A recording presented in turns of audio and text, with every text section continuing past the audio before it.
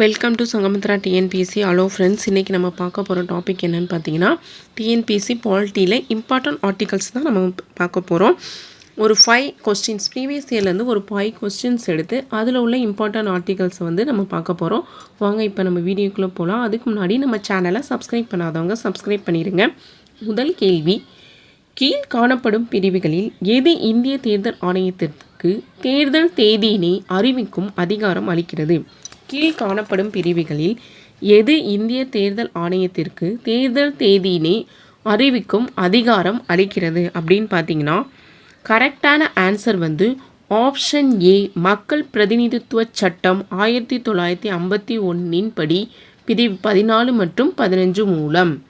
கரெக்டான ஆன்சர் வந்து மக்கள் பிரதிநிதித்துவ சட்டம் 1951 பிரிவுகள் 14 மற்றும் 15. மறுபடியும் இந்த கொஸ்டின் வந்து கேட்க வாய்ப்புகள் இருக்குது, ஏன்னா இப்போ எலெக்ஷன் வந்து வரப்போகுது, அதனால் ரொம்ப இம்பார்ட்டன்ட். எலெக்ஷன் பற்றின பகுதி ஆர்டிக்கல்லாம் வந்து நீங்கள் தெரிஞ்சு வச்சுக்கோங்க. தேர்தல் பற்றி பகுதி எந்த பகுதியில் அப்படி சொல்கிறாங்கன்னு பார்த்தீங்கன்னா பகுதி 15. பகுதி 15 தான் அரசியலமைப்பில் தேர்தல் பற்றி சொல்கிறாங்க. ஆர்டிக்கல் என்னென்ன எதுலேருந்து எது வரைக்கும்னா 324 டு 329 ஏ இதான் வந்து தேர்தல் பற்றி சொல்கிறாங்க. நோட் பண்ணி வச்சுக்கோங்க, ரொம்ப இம்பார்ட்டன்ட். அடுத்த கொஸ்டின், கீழ்கண்டவற்றுள் தவறான கூற்றை சுட்டுக. கீழ்கண்டவற்றுள் தவறான கூற்றை சுட்டுக. இப்போ ஆப்ஷன் ஏ, விதி 40 பார்த்தீங்கன்னா கிராம பஞ்சாயத்து அமைப்பு. கிராம பஞ்சாயத்து அமைப்பு இது கரெக்டாக தப்பா?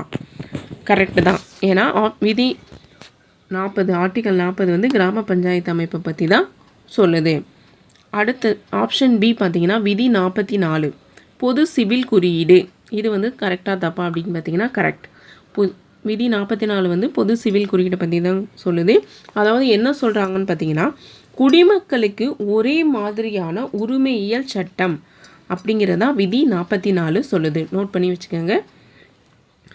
ஆப்ஷன் சி, விதி 41 பார்த்தீங்கன்னா விவசாயம் மற்றும் கால்நடை வளர்ப்பு. இதுதான் தப்பு.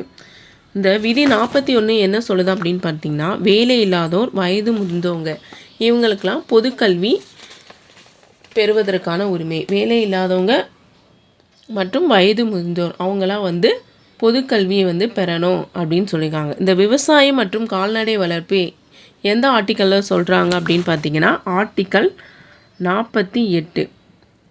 48 தான் இந்த விவசாயம் மற்றும் கால்நடை வளர்ப்பை பற்றி சொல்லியிருப்பாங்க. அடுத்து ஆப்ஷன் டி பார்த்தீங்கன்னா 39 ஏ. 39 ஏ எதை பற்றி சொல்கிறாங்கன்னு பார்த்தீங்கன்னா சமநீதி மற்றும் இலவச சட்ட உதவி. 39 வந்து சமநீதி மற்றும் சட்ட உதவி. இது நிறைய டைம் டிஎன்பிஎஸ்சியில் கேட்டிருக்காங்க, தனியாக கூட கேட்டிருக்காங்க. இலவச சட்ட உதவி தரும் ஆர்டிக்கல், அதாவது அரசியலமைப்பின் சட்டப்பிரிவு எது அப்படின்னு பார்த்தீங்கன்னா விதி 39 ஏ. இதெல்லாம் எதில் சொல்லியிருக்காங்க அப்படின்னு பார்த்தீங்கன்னா அரசியல் நெறிமுறை கோட்பாடுகள் அப்படின்னு சொல்லி பகுதி 4 சொல்கிறாங்கல்ல. ஆர்டிக்கல் 36லேருந்து 51 வரைக்கும். ஆர்டிக்கல் 36 டு 51 இருக்குல்ல, அரசு நெறிமுறைப்படுத்தும் கோட்பாடுகள் அப்படின்னு சொல்கிறாங்கல்ல, அதில் தான் இதெல்லாம் வருது. பார்த்து வச்சுக்கோங்க. விதி 40 ரொம்ப இம்பார்ட்டன்ட். 44, 39 இதெல்லாம் வந்து ரிப்பீட்டடாக கேட்குற கொஸ்டின் தான். இது எதில் இருக்குது அப்படின்னு பார்த்தீங்கன்னா 36லேருந்து 51 பகுதி 4 அரசு நெறிமுறைப்படுத்தும் கோட்பாடுகள். இந்த அரசு நெறிமுறைப்படுத்தும் கோட்பாடுகள் எங்கேருந்து கொண்டு வந்திருப்பாங்கன்னு பார்த்தீங்கன்னா அயர்லாந்து நாட்டிலேருந்து தான் கொண்டு வந்திருப்பாங்க. பகுதி 4 அரசு நெறிமுறைப்படுத்தும் கோட்பாடுகள் பகுதி 4 ரொம்ப இம்பார்ட்டன்ட். அடுத்த கேள்வி, இந்திய அரசியல் சாசனத்தின் 164வது பிரிவு டேஸ் நலத்திற்காக தனியாக ஒரு அமைச்சரை மாநில அரசு நியமிக்க அதிகாரம் அளிக்கிறது. இந்திய அரசியல் சாசனத்தின் 164வது பிரிவு டேஸ் நலத்திற்காக தனியாக ஒரு அமைச்சரை மாநில அரசு நியமிக்க அதிகாரம் அளிக்குது அப்படின்னு பார்த்தீங்கன்னா கரெக்டான ஆன்சர் வந்து ஆப்ஷன் சி, பழங்குடியின நலத்திற்காக தான் இந்த 164வது பிரிவு வந்து ஒரு அமைச்சரை நியமிக்கணும் அப்படின்னு சொல்லுது. இந்த 164வது பிரிவு எதில் வருதுன்னு பார்த்தீங்கன்னா மாநிலங்களில் தான் வருது. மாநிலங்களில் 164 ஆர்டிக்கல் என்ன சொல்கிறதுன்னு பார்த்தீங்கன்னா அமைச்சர்களுக்கான இதர வகையங்கள், அதில் இது ஒரு பிரிவாக வருது. நிர்வாகத்துறையில், மாநிலங்களில் நிர்வாகத்துறையில் வருது. அடுத்த கேள்வி, எந்த அரசியலமைப்பு சட்டம் குடியரசுத் தலைவருக்கு பாராளுமன்றத்தின் கீழ் அவையை கலைக்க அதிகாரம் அளிக்கிறது. பாராளுமன்றத்தோட கீழ் அவை அப்படின்னு பார்த்தீங்கன்னா, கீழவைனா எதோ சொல்லுவாங்க, மக்களவை. மக்களவை தான் கீழவைன்னு சொல்லுவாங்க, லோக்சபா. அதை கலைக்க குடியரசுத் தலைவருக்கு எந்த விதி அதிகாரம் அளிக்குன்னா விதி 85. அதாவது கலைக்கலாம், அந்த கூட்டத்தை வந்து கலைக்கலாம், அதை தொடங்கி வைக்கலாம், முடிவுக்கு கொண்டு வரலாம். இது மூணுமே இந்த விதியில் வரும். மக்களவை பற்றி சொல்கிற விதி என்னன்னு பார்த்தீங்கன்னா இந்த விதி 81. அதாவது மக்களவையின் அமைப்பை பற்றி சொல்கிறது வந்து விதி 81, மக்களவையின் அமைப்பு. மக்களவையின் அமைப்பை பற்றி சொல்லுது. மக்களவையின் அமைப்பு எப்படி இருக்கும்? அது வந்து நிரந்தரம் அற்றது. 5 வருஷத்துக்கு ஒரு டைம் வந்து எலெக்ஷன் வைக்கிறாங்க. இப்போ கூட எலெக்ஷன் நடக்க போகுது. அடுத்து விதி 95. இந்த ஆப்ஷன் பி எதை சொல்கிறதுன்னு பார்த்தீங்கன்னா,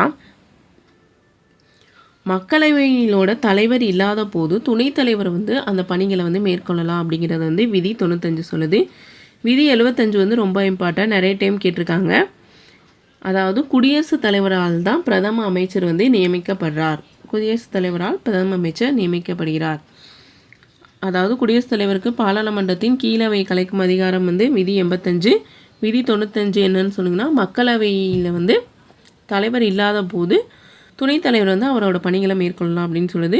ஆப்ஷன் சி விதி 81 என்னன்னு சொல்லுதுன்னா, மக்களவையோட அமைப்பு, லோக்சபையோட அமைப்பு எப்படிப்பட்டது? நிரந்தரமற்றது. 5 வருஷத்துக்கு ஒரு டைம் வந்து எலெக்ஷன் வந்துக்கிட்டே இருக்கும் அப்படின்னு சொல்கிறாங்க.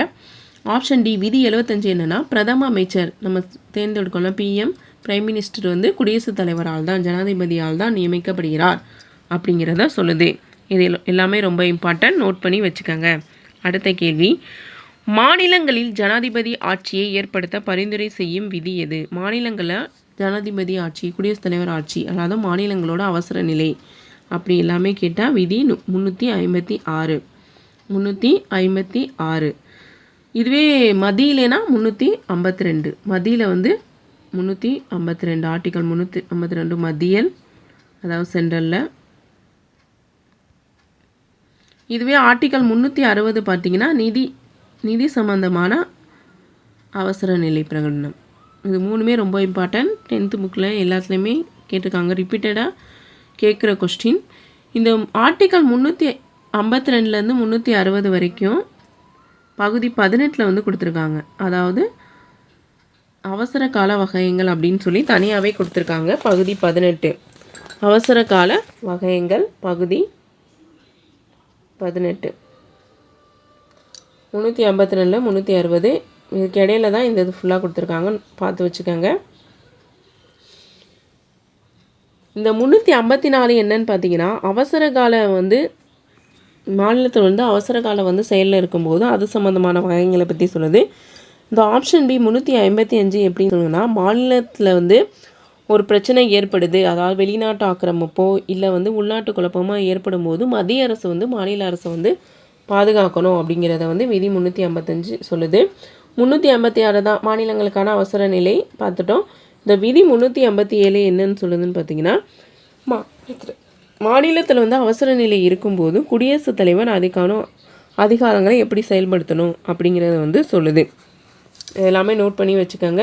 அதுலேயுமே ரொம்ப இம்பார்ட்டன்ட் ஆர்டிக்கல் 356, 352, 360 அவசர கால பிரகடனம் பகுதி 18 சொல்லியிருக்காங்க. ஓகே ஃப்ரெண்ட்ஸ், இந்த வீடியோவில் 5 இம்பார்ட்டன்ட் கொஸ்டின்ஸ், அதில் உள்ள இம்பார்ட்டன்ட் ஆர்டிகல்ஸ் பார்ப்போம். அடுத்த வீடியோவில் அடுத்த இம்பார்ட்டன்ட் ஆர்டிகல்ஸ் பார்ப்போம். Okay, thank you.